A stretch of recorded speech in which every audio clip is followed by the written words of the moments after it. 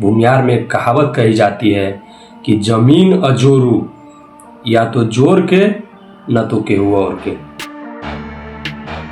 अभी भी बहुत सारे ऐसे क्षेत्र हैं जहां पर भूमिहारों का वर्चस्व है और बहुत सारे ऐसे नरसंहार कराए लालू प्रसाद यादव ने, जिससे भूमिहारों का एक संगठन बना था रणवीर सेना। भूमिहार समाज के बहुत सारे राजघराने थे, जैसे कि हथुआ राज, बेतिया राज, बनारस राज। लालू यादव मुख्यमंत्री बने थे तो उन्होंने अपने माँ को बताया था कि मम्मी हम मुख्यमंत्री बन गए हैं। तो उनकी माँ बोली थी लालू यादव की कि मुख्यमंत्री बन गए हो, सरकारी नौकरी नहीं ना लगा है। तो लालू यादव अपनी माँ को बोले थे कि माँ हम इतना बड़ा हो गए हैं कि हथुआ राज हमारे सामने कुछ नहीं है। तो आप हथुआ राज घराना के बारे में आप समझ सकते हैं कि उनकी कहानियाँ चलती थी। आज के समय में भी अगर जनसंख्या के हिसाब से देखा जाए तो पूरे बिहार में सबसे ज़्यादा आर्मी सैनिक में जो है भूमिहार ही जाता है। भूमिहार बिहार की एक ऐसी स्वर्ण जाति जिसने बिहार को नेता, अभिनेता, राजनेता और सभी क्षेत्रों में, यहाँ तक कहेंगे तो बाहुबलियों के क्षेत्रों में भी, गैंगस्टरों के क्षेत्रों में भी और शिक्षा के माध्यम में भी हर एक प्रकार से भूमिहार का नाम लिया जाता है।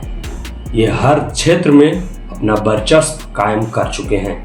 भूमिहार, जिसकी जनसंख्या भले ही कम हो, लेकिन कोई भी पार्टी इनको खुद से दूर नहीं करना चाहती है, चाहे वो आरजेडी हो, कांग्रेस हो, बीजेपी हो। हर एक पार्टी में भूमिहार समाज का लोग मिल जाएंगे आप लोग को। भूमिहार एक ऐसी जाति जो शुरू से ही बिहार पर, खास करके मगध क्षेत्र पर राज करते आई है।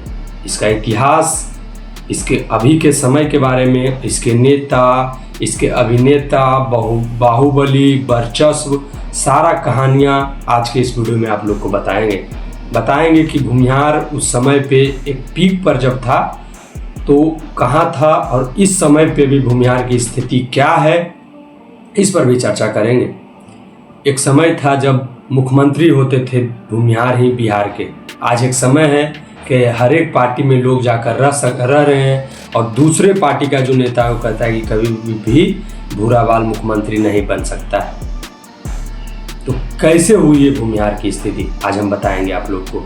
चलिए वीडियो में आगे बढ़ते हैं। मेरा नमस्कार स्वीकार कीजिए। द वशिष्ठ व्यू में आप लोग का स्वागत है। मैं नीरज वशिष्ठ। चलिए वीडियो में आगे बढ़ते हैं। भूमिहार समाज के बहुत सारे राजघराने थे, जैसे कि हथुआ राज, बेतिया राज, बनारस राज। ये सारे राज भूमिहार समाज की पहचान है और ये बताता है कि उनका दबंगई, उनका वर्चस्व, उनका राज किस कदर था। आप लोग जानते होंगे कि अंग्रेजों से लड़ने वाला भूमिहार जाति, जिसने अंग्रेजों को खदेड़ कर यहाँ से, बिहार से महात्मा गांधी का सपोर्ट किया था यहाँ पर भूमिहारों ने। तब वो यहाँ पर चंपारण सत्याग्रह जो किए थे वो भूमिहारों का ही बल था, उनके साथ तो कर पाए थे। और बहुत सारे जैसे राजा चैत सिंह जो थे वो तो उत्तर प्रदेश के थे, लेकिन अंग्रेज़ों से उन्होंने लड़ाई लड़ी थी। उनकी कहानियाँ अगर आप बोलेंगे तो हम आप लोग को बताएंगे कि अंग्रेज़ों से उन्होंने कैसे लोहा लिया था और कितने अंग्रेज़ों को यहाँ से भगा दिए थे। भूमिहार जाति के ही थे वो राजा। और बिहार में हथुआ राज जैसे है, बहुत ही इनका कहानी चलता है, बहुत ही अमीर घराना थे। जब लालू यादव मुख्यमंत्री बने थे तो उन्होंने अपने माँ को बताया था कि मम्मी हम मुख्यमंत्री बन गए हैं। तो उनकी माँ बोली थी लालू यादव की कि मुख्यमंत्री बन गए हो, सरकारी नौकरी नहीं ना लगा है। तो लालू यादव अपनी माँ को बोले थे कि माँ हम इतना बड़ा हो गए हैं कि हथुआ राज हमारे सामने कुछ नहीं है। तो आप हथुआ राज घराना के बारे में आप समझ सकते हैं कि उनकी कहानियाँ चलती थी कि किस कदर वो इतने अमीर थे। वो बहुत सारी ज़मीनों को दान दिए बिहार के स्कूल कॉलेज के लिए, क्योंकि भूमिहार जाति से ही थे। तो ये था भूमिहारों का बलिदान अपने बिहार के लिए। लेकिन बिहार में जब लालू प्रसाद यादव की सरकार आई तो भूमिहारों के लिए एक निगेटिव छेड़ा गया जिसमें से अगड़ा वर्सेस पिछड़ा की राजनीति की गई, जिस राजनीति में भूमिहारों का एक अच्छा खासा नुकसान हुआ, जिसमें से यह है कि छोटी जातियां के जो लोग हैं वो भूमिहार को नापसंद करने लगे। उनको इस प्रकार से बताया गया कि पहले उन लोगों पर भूमिहार का मतलब ज़बरदस्ती भूमिहार द्वारा किया जाता था, उनको पानी नहीं दिया जाता था, उनको मारा पीटा जाता था। इस प्रकार का नैरेटिव बनाया गया लालू प्रसाद यादव के द्वारा। उनको वर्ल्ड वाइड भी बताया जाता है कि यही करके लालू यादव अपनी राजनीति चमकाया करते थे। तो उनका जो राजनीतिक करियर था वो भूमिहार के लिए बहुत ही प्रभावशाली रहा। उस समय से वो पूरे बिहार में ऐसा नैरेटिव सेट कर दिए कि मतलब अगड़ा कोई मुख्यमंत्री या बिहार के ऊंचे दर्जे पर नहीं जा सकता है। वो बता दिए कि भूमिहारों ने उन लोगों पर कितना अत्याचार किया और बहुत सारे ऐसे नरसंहार कराए लालू प्रसाद यादव ने, जिससे भूमिहारों का एक संगठन बना था रणवीर सेना, और उससे और ज़्यादा हिंसा भड़काई गई लालू प्रसाद यादव के द्वारा।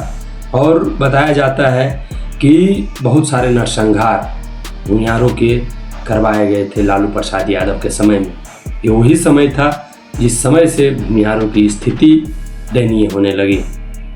लेकिन एक समय में भूमिहार ने बहुत बलिदान दिया था बिहार के लिए। आज के समय में भी अगर जनसंख्या के हिसाब से देखा जाए तो पूरे बिहार में सबसे ज़्यादा आर्मी सैनिक में जो है भूमिहार ही जाता है। लगभग आप सुनेंगे कि भूमिहार जाति के इस लड़के को आर्मी हुआ, उस लड़के को आर्मी हुआ। सबसे ज़्यादा अगर बिहार से किसी जाति का आर्मी बल सीमा बॉर्डर पर है तो भूमिहार जाति का है। भूमिहार में एक कहावत कही जाती है कि जमीन अजोरू, या तो जोर के न तो केहू और के। इसका मतलब है कि जमीन और जोरू उसी के पास रहता है जिसके शरीर में ताकत होता है, जिसके छाती में बल होता है, और नहीं तो कोई और उस पर कब्जा कर लेता है या अपना हक जमा लेता है। इस कहानी के साथ, इस कहावत के साथ भूमिहार आज भी बिहार के 39% भाग पर अपना हक जमाए हुए हैं। और इस स्थिति में भूमिहार भले ही आज आ गए हैं कि आज 39% भूभाग पर इनका ही अधिकार है, लेकिन एक समय ऐसा था जिस समय पे 60-70% ज़मीनें भूमिहारों के पास थी। तो वो जोर अभी भी कायम है, लेकिन थोड़ा सा रुतबा घट चुका है।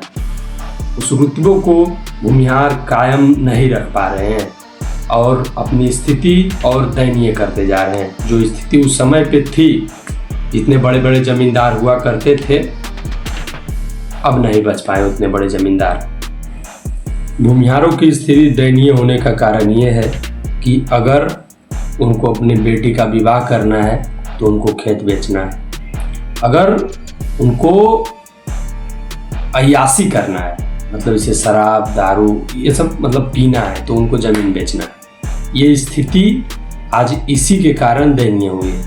पहले के जो हमारे अपने सबके परदादा दादा थे भूमिहार समाज के, वो कुछ ऐसा नहीं करते थे, और अभी की स्थिति बहुत ही ज़्यादा दयनीय हो चुकी है।